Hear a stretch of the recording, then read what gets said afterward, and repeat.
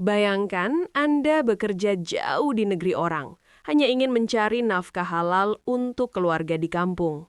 Namun suatu malam, majikan Anda mengetuk pintu kamar dengan wajah tegang dan suara bergetar.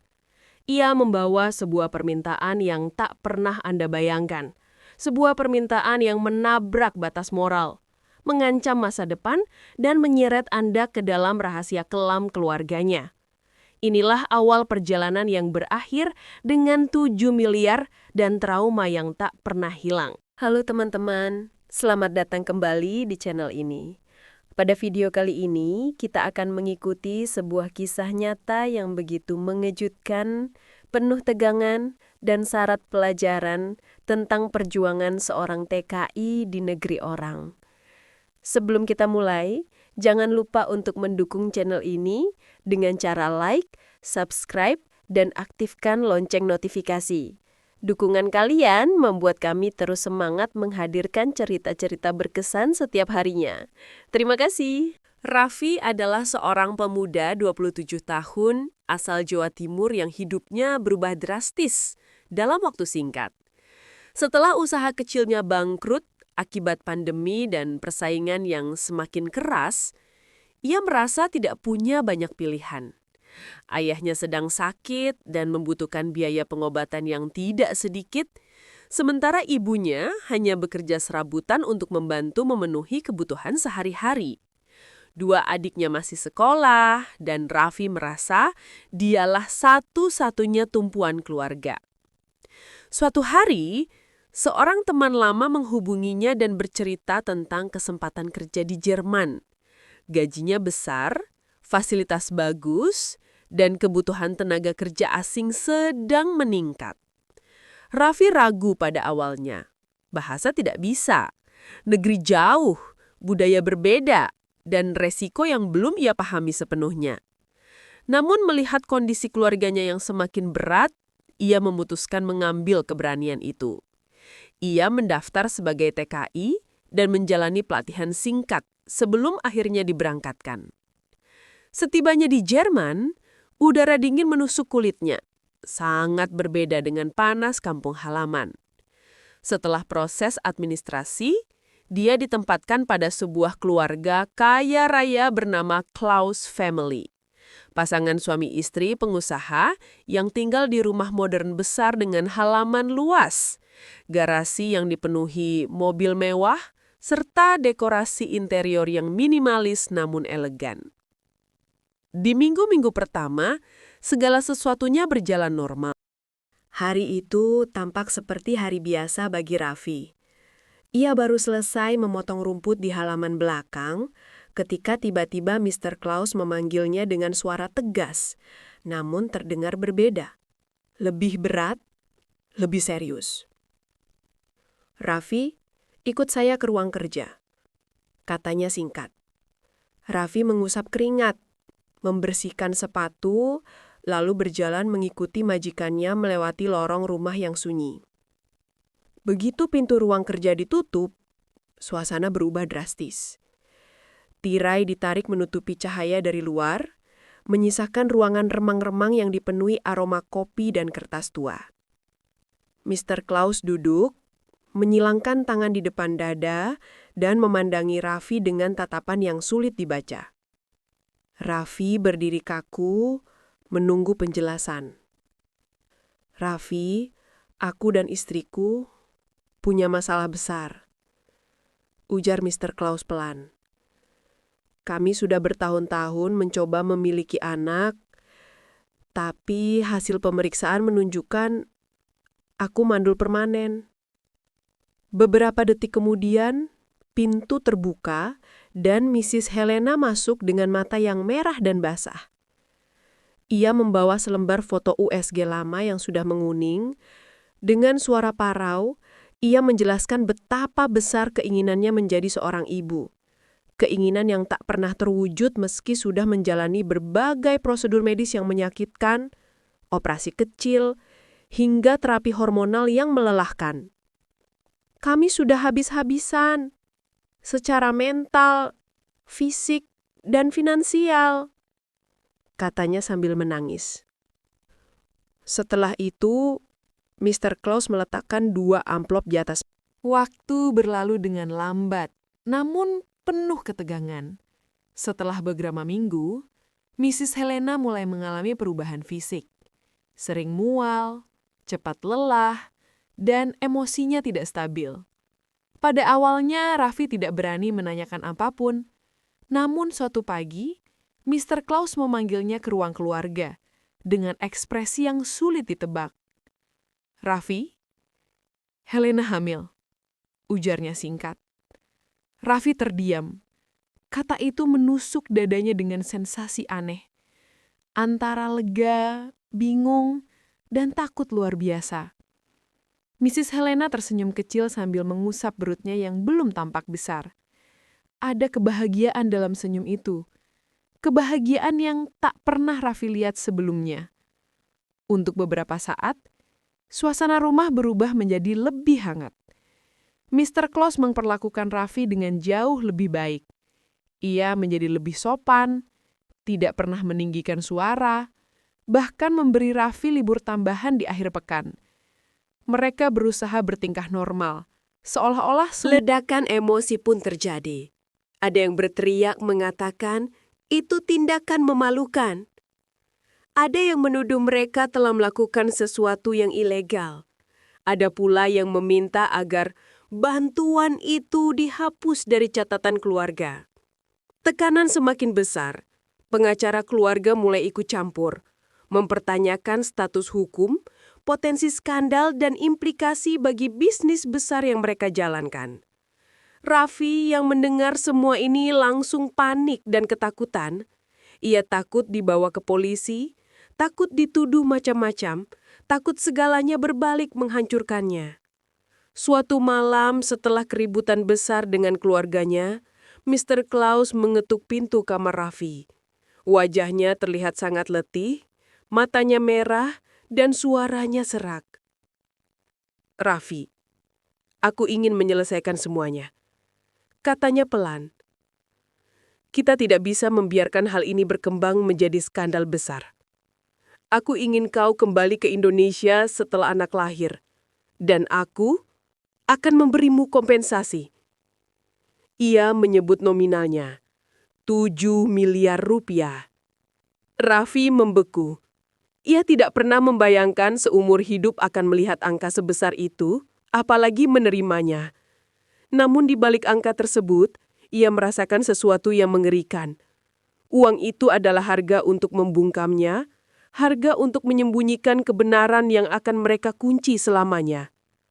Mr. Klaus menatap Raffi dengan tegas. "Tidak ada yang boleh tahu, demi keluargaku, demi bisnisku, dan demi keselamatanmu sendiri." Raffi hanya bisa mengangguk, bukan karena ia serakah, tetapi karena ia benar-benar takut. Sejak hari itu, rumah keluarga Klaus bukan lagi tempat yang hangat atau tenang. Setiap orang berjalan dengan hati-hati.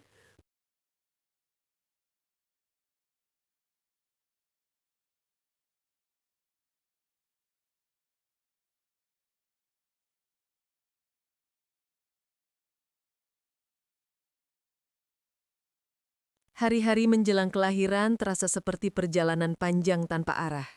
Rumah keluarga Klaus berubah menjadi tempat yang sunyi namun penuh ketegangan. Tidak ada lagi senyum ramah, tidak ada percakapan hangat. Semua orang sibuk menjaga rahasia besar yang kapan saja bisa bocor dan menghancurkan nama baik keluarga itu. Raffi hanya menjalankan tugas seperlunya. Ia menghindari tatapan orang-orang, menjaga jarak, dan lebih banyak menghabiskan waktu di kamar kecilnya. Meskipun begitu, ia tidak bisa mengabaikan rasa bersalah yang makin dalam setiap kali melihat Mrs. Helena mengusap perutnya dengan penuh kasih sayang. Ia merasa menjadi bagian dari sesuatu yang baik, sekaligus buruk di saat yang sama. Akhirnya, hari itu datang. Di tengah malam yang dingin, Mrs. Helena mulai merasakan kontraksi. Semua orang panik. Ambulans dipanggil tergesa-gesa. Dan Raffi, meski tidak diizinkan ikut ke rumah sakit, hanya bisa berdiri di depan pintu sambil memegangi dadanya yang berdebar keras. Ia takut, tetapi ia juga berharap bayi itu lahir dengan selamat. Beberapa jam kemudian, Mr. Klaus pulang dengan mata berkaca-kaca. "Bayi laki-laki, sehat," katanya singkat. Hari-hari menjelang kelahiran terasa seperti perjalanan panjang tanpa arah. Rumah keluarga Klaus berubah menjadi tempat yang sunyi, namun penuh ketegangan. Tidak ada lagi senyum ramah, tidak ada percakapan hangat. Semua orang sibuk menjaga rahasia besar yang kapan saja bisa bocor dan menghancurkan nama baik keluarga itu. Raffi hanya menjalankan tugas seperlunya. Ia menghindari tatapan orang-orang, menjaga jarak, dan lebih banyak menghabiskan waktu di kamar kecilnya. Meskipun begitu, ia tidak bisa mengabaikan rasa bersalah yang makin dalam setiap kali melihat Mrs. Helena mengusap perutnya dengan penuh kasih sayang. Ia merasa menjadi bagian dari sesuatu yang baik sekaligus buruk di saat yang sama. Akhirnya hari itu datang. Di tengah malam yang dingin, Mrs. Helena mulai merasakan kontraksi. Semua orang panik. Ambulans dipanggil tergesa-gesa dan Raffi, meski tidak diizinkan ikut ke rumah sakit, hanya bisa berdiri di depan pintu sambil memegangi dadanya yang berdebar keras. Ia takut, tetapi ia juga berharap bayi itu lahir dengan selamat. Beberapa jam kemudian, Mr. Klaus pulang dengan mata berkaca-kaca. "Bayi laki-laki, sehat," katanya singkat. Ada kebanggaan dalam suaranya. Kebanggaan yang terlalu besar untuk seseorang yang bukan ayah biologisnya. Namun Raffi tetap diam, tidak ingin menambah rumit suasana. Setiap perjalanan hidup membawa ujian yang tak terduga. Begitu pula kisah TKI kita kali ini. Dari tekanan, rasa takut hingga permintaan yang mengguncang hidupnya, ia membuktikan bahwa keberanian bukan hanya tentang melawan, tetapi juga bertahan dan membuat keputusan yang benar di tengah kondisi yang tampak mustahil. Kisah ini mengingatkan kita bahwa harga diri dan kemanusiaan jauh lebih berharga dari uang sebesar apapun. Tidak ada jumlah yang pantas untuk mengorbankan prinsip, martabat, dan batas diri kita sebagai manusia. Semoga cerita ini menjadi pengingat bahwa bekerja di luar negeri bukan hanya soal mencari rezeki, tetapi juga tentang menjaga kehormatan dan keselamatan diri. Terima kasih sudah menonton hingga akhir. Dukungan kalian sangat berarti bagi kami. Jangan lupa like, share, dan subscribe agar channel ini terus berkembang dan menghadirkan kisah-kisah nyata penuh pelajaran hidup. Sampai jumpa di video berikutnya. Hidup manusia adalah perjalanan panjang yang penuh tikungan, dan seringkali tikungan itu datang tanpa aba-aba. Kisah yang baru saja kita dengarkan bukan hanya rangkaian peristiwa, bukan sekadar kisah tentang seorang pekerja migran yang menerima 7 miliar rupiah setelah melalui pengalaman pahit, tetapi juga cermin yang merefleksikan betapa rumitnya hidup bisa berubah dalam sekejap. Perjalanan seorang TKI di negeri orang yang awalnya hanya ingin mencari nafkah berubah menjadi sebuah ujian besar yang menggetarkan jiwa. Dan dari sinilah kita mulai masuk dalam renungan panjang yang ingin saya sampaikan untuk menutup cerita ini. Ketika seseorang melangkah keluar dari tanah kelahirannya, meninggalkan keluarganya, orang tuanya, anaknya, pasangannya, ia tidak hanya membawa pakaian dalam koper atau dokumen kerja dalam tas lempangnya. Ia membawa tumpukan harapan. Harapan untuk memperbaiki hidup. Harapan untuk mengubah masa depan keluarga, harapan untuk menjadi lebih baik dari kemarin. Dan seringkali, harapan itu adalah satu-satunya kekuatan yang mampu membuat seseorang bertahan ketika dunia terasa terlalu keras. Dalam kisah ini, kita melihat bagaimana harapan itu diuji dengan cara yang paling tak terduga. Seorang TKI yang awalnya hanya ingin bekerja dengan tenang, tiba-tiba dipaksa menghadapi situasi yang hampir tidak bisa dipercaya. Sebuah permintaan yang bahkan sulit diucapkan karena melibatkan harga diri, martabat, moral, dan batasan manusia.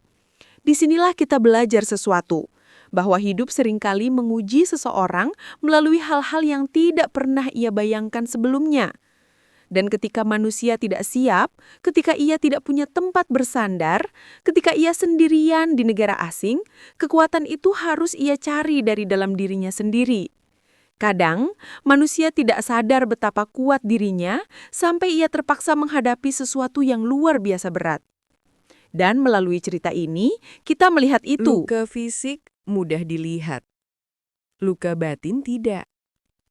Banyak orang hanya melihat uang 7 miliar sebagai hadiah besar, sebagai berkah, sebagai jalan pintas menuju kehidupan yang lebih nyaman. Tetapi mereka tidak melihat bagian yang paling penting. Luka yang harus dibayar untuk mencapai titik itu. Luka yang tidak tampak, luka yang tidak pernah dibicarakan, luka yang hanya bisa dirasakan oleh orang yang mengalaminya. Uang bisa mengganti barang, mengganti rumah, mengganti kendaraan. Tapi uang tidak bisa mengganti ketenangan tidur yang hilang. Tidak bisa menghapus ingatan yang membekas. Tidak bisa meniadakan rasa takut yang muncul tiba-tiba ketika seseorang mengingat masa gelap dalam hidupnya. Luka itu menetap, tidak bisa dibeli, tidak bisa dicuci, tidak bisa dilupakan semudah membalikan kertas. Inilah pelajaran berat dari kisah ini. Tidak semua yang terlihat berakhir indah, benar-benar indah dari dalam. Kadang, orang yang paling terlihat berhasil adalah orang yang paling dalam lukanya. Ketika seseorang berada di posisi lemah, tidak berbahasa, tidak punya keluarga dekat, tidak punya tempat mengadu, di situ kemanusiaannya diuji. Dan lebih menyedihkan lagi, disitulah kita juga melihat bahwa tidak semua manusia mampu menghargai manusia lainnya. Ada orang yang merasa bahwa kekayaan memberi mereka hak untuk mengatur hidup orang lain. Ada orang yang mengira bahwa status sosial memberinya izin untuk menekan orang yang dianggap lebih rendah. Dan ada pula yang merasa bahwa kekuasaan bisa membeli apa saja, termasuk tubuh dan kehormatan seseorang. Namun dalam kisah ini kita juga melihat sisi lain, bahwa kemanusiaan tidak hilang sepenuhnya. Bahwa bahkan dalam situasi paling rumit, manusia masih bisa menemukan ruang untuk menyesal, memperbaiki, meminta maaf, dan memberi sesuatu sebagai bentuk pembebasan. Bukan karena ingin menghapus dosa, karena tidak bisa, tapi sebagai cara untuk mengembalikan sedikit rasa adil kepada orang yang telah diperlakukan tidak adil. Dan dari sini kita belajar bahwa meskipun dunia sering menunjukkan sisi kelamnya, masih ada sisa-sisa kemanusiaan yang bisa kita temui di tempat yang tidak disangka-sangka. TKI bukan hanya pekerja. TKI adalah tulang punggung keluarga. TKI adalah pejuang dalam senyap. TKI adalah manusia yang membawa beban yang tidak semua orang mampu pikul. Mereka meninggalkan kampung halaman, merantau ke negara asing, bekerja jauh dari keluarga, dan seringkali bekerja dalam kondisi yang tidak kita bayangkan. Dari luar, banyak orang hanya melihat kiriman uang. Tapi dari dalam ada tubuh yang lelah, ada hati yang kosong, ada kesepian yang menekan, ada ketakutan yang disembunyikan, dan ada masalah yang tidak bisa diceritakan kepada siapapun. Kisah ini adalah potret dari realitas itu. Potret yang jarang muncul di televisi, potret yang jarang berani dibicarakan, potret yang hanya diketahui oleh mereka yang mengalami langsung. Dan tugas kita sebagai manusia adalah lebih menghormati mereka, lebih menghargai perjuangan mereka, lebih banyak mengulurkan empati, dan lebih sedikit menghakimi. Kisah ini mengajarkan satu hal yang sangat penting. Setiap manusia sedang berjuang. Perjuangan bisa berbentuk kemiskinan, bisa berbentuk tekanan, bisa berbentuk ketakutan, bisa berbentuk trauma, bisa berbentuk dilema moral. Dan tidak ada satupun manusia yang berhak meremehkan perjuangan orang lain. Kadang kita melihat seseorang tersenyum, tertawa, tampak bahagia. Tapi kita tidak tahu apa yang ia lalui untuk sampai di titik itu. Kita tidak tahu luka apa yang ia sembunyikan. Kita tidak tahu air mata apa yang ia tahan. Kita tidak tahu beban apa yang ia pikul sendirian. Oleh karena itu, kisah ini mengajak kita untuk lebih lembut dalam menilai, lebih dalam memahami, dan lebih besar dalam menghargai siapapun di sekitar kita. Setelah semua badai berlalu, ia duduk sendirian di sebuah bangku kayu tua di belakang rumah kontrakannya. Angin sore yang lembut seperti menghapus sisa-sisa luka yang selama ini ia simpan rapat. Ia bertanya pada dirinya sendiri, apakah semua ini layak? Apakah perjalanan panjang ini memang harus melewati rasa takut, keraguan, dan pertaruhan harga diri? Dan di saat sunyi itu, ia menyadari satu hal. Kadang, Tuhan membiarkan manusia jatuh ke titik terendah agar mereka melihat dunia dari sudut yang tidak pernah mereka bayangkan sebelumnya. Ia mengingat hari-hari ketika hanya bisa makan roti sisa dari majikan. Hari ketika ia harus memilih antara membeli jaket bekas atau mengirim uang untuk sekolah adiknya. Semua itu terasa berat, namun sekarang ia justru merasakan syukur yang luar biasa. Karena tanpa momen-momen itu, ia tidak akan sekuat sekarang. Ia mengerti bahwa penderitaan bukan hukuman, tapi proses yang mengajarkan ketangguhan. Tidak semua permintaan manusia harus dipenuhi. Tidak semua tekanan harus diterima. Ia belajar bahwa mengatakan tidak adalah bentuk cinta kepada diri sendiri. Ia ingat betul hari ketika majikannya memintanya melakukan sesuatu yang tak manusiawi. Tekanan itu membuatnya hampir menyerah. Namun keberaniannya untuk menolak, itulah yang akhirnya menyelamatkan hidupnya dan moralnya. Banyak orang melihat TKI sebagai pahlawan devisa, tapi jarang yang melihat luka yang mereka bawa pulang. Luka itu tidak selalu berupa memar atau cacat fisik. Kadang itu berupa trauma, rasa takut, mimpi buruk yang terus menghantui, dan kehilangan kepercayaan terhadap manusia. Ia pun merasakan semua itu, tetapi ia memilih untuk memaafkan. Bukan karena mereka pantas dimaafkan, tetapi karena ia berhak mendapatkan ketenangan. Manusia bisa kehilangan uang, pekerjaan, bahkan teman, tapi selama harga diri masih dijaga, ia tidak akan benar-benar kehilangan apa-apa. Ia kini mengerti bahwa 7 miliar yang diberikan kepadanya bukanlah kemenangan. Itu hanya kompensasi atas luka yang tidak bisa diukur dengan angka. Saat pesawatnya mendarat di Indonesia, ia merasakan aroma tanah air yang sudah lama ia rindukan. Bukan uang yang membuat hatinya penuh, tapi kenyataan bahwa ia akhirnya bisa pulang sebagai dirinya sendiri, bukan sebagai budak dari tekanan, bukan sebagai korban keadaan. Ia pulang sebagai manusia yang tumbuh, yang lebih kuat dan lebih bijaksana. Keberanian bukanlah tidak merasa takut. Keberanian adalah bertindak benar, meski rasa takut itu hampir melumpuhkanmu. Ia adalah bukti hidup bahwa satu keputusan berani bisa mengubah jalan hidup seseorang selamanya. Setiap manusia punya pilihan. Meski kadang pilihannya terasa sempit. Ia memilih mempertahankan moral dan kehormatannya.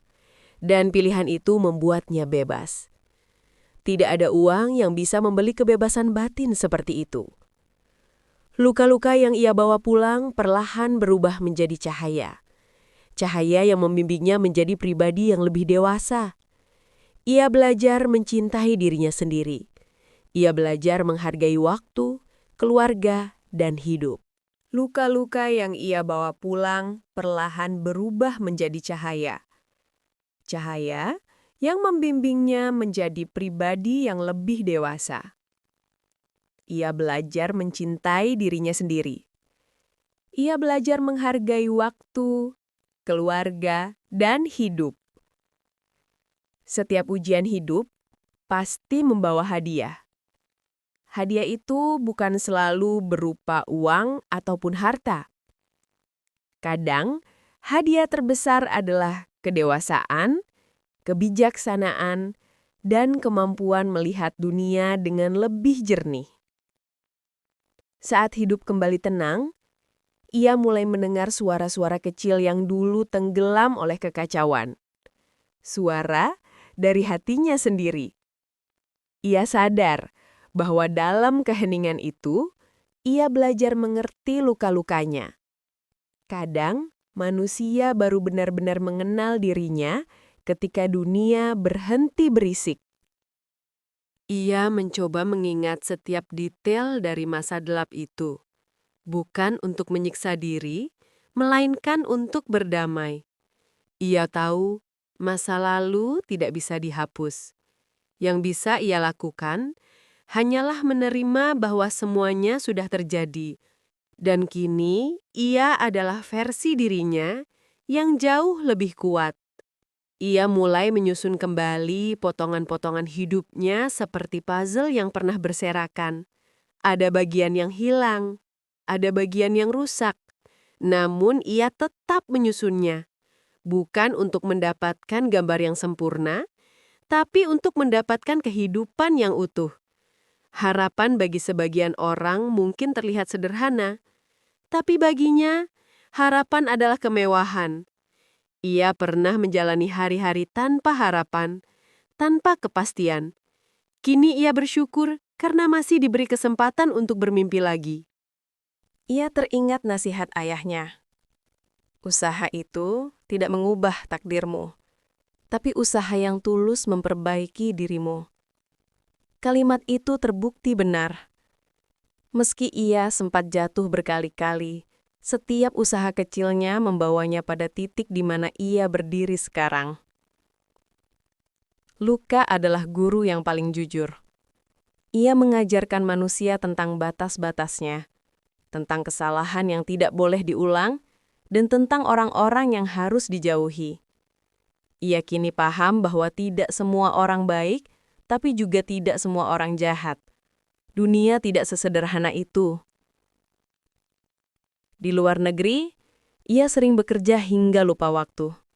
Hidupnya seperti dipaksa berjalan cepat tanpa jeda untuk bernafas. Sekarang ia belajar memperlambat langkah, menghargai setiap detik, setiap tarikan nafas, setiap percakapan kecil dengan keluarga. Sesuatu yang dulu terasa biasa, kini terasa sangat berharga. Meski ia sudah dimaafkan keluarga, rasa bersalah tetap ada. Ia menyesal pernah membiarkan dirinya disiksa oleh tekanan dan ketakutan. Namun kini ia tahu, rasa bersalah bukan untuk ditangisi. Rasa bersalah adalah alarm yang mengingatkan manusia agar tidak jatuh pada kesalahan yang sama. Ada kenangan yang masih membuatnya terbangun di malam hari. Wajah majikannya, suara permintaannya, tatapan mata yang tidak manusiawi.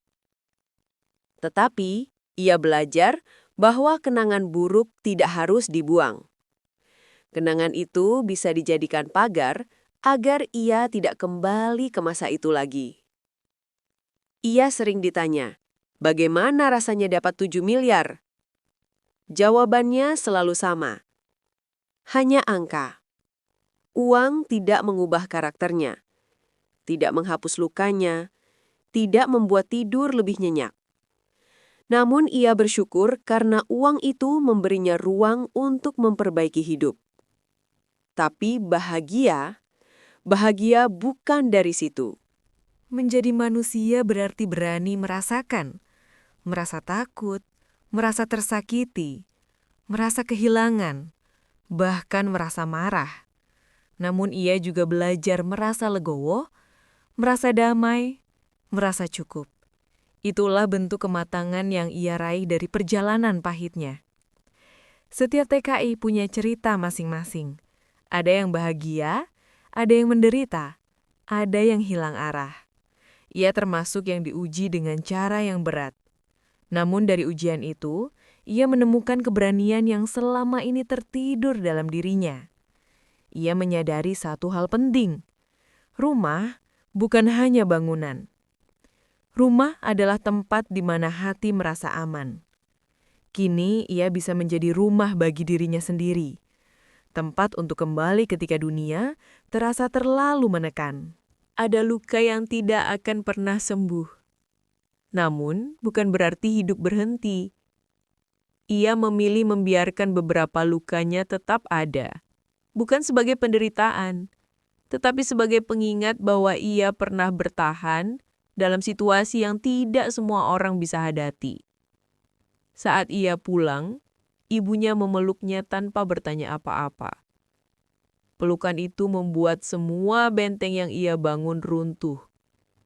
Keluarga tidak membutuhkan penjelasan panjang. Cinta mereka cukup untuk membuat hati yang hancur perlahan pulih kembali. Pulang bukan sekadar kembali ke tempat asal. Pulang adalah kembali ke diri sendiri setelah perjalanan panjang yang melelahkan. Dan setelah semua yang ia lalui, ia akhirnya benar-benar pulang. Jangan pernah mengorbankan martabat untuk siapapun. Jangan biarkan ketakutan membuatmu kehilangan arah. Jangan menganggap dirimu sendirian, bahkan di negeri orang. Jangan lupa bahwa hidup selalu memberi kesempatan kedua bagi mereka yang mau bangkit. Terima kasih telah mendengarkan kisah yang begitu panjang dan penuh pelajaran ini. Semoga kisah ini menjadi pengingat bahwa setiap manusia berharga, bahwa hidup tidak selalu adil, tetapi selalu memberi ruang bagi mereka yang berani memperjuangkan dirinya sendiri. Dukung channel ini dengan like, share, dan subscribe, agar kami terus bisa menghadirkan cerita-cerita nyata yang menyentuh hati, membuka mata, dan memberi kekuatan. Sampai jumpa di video berikutnya. Tetap kuat, tetap tegar, tetap manusia.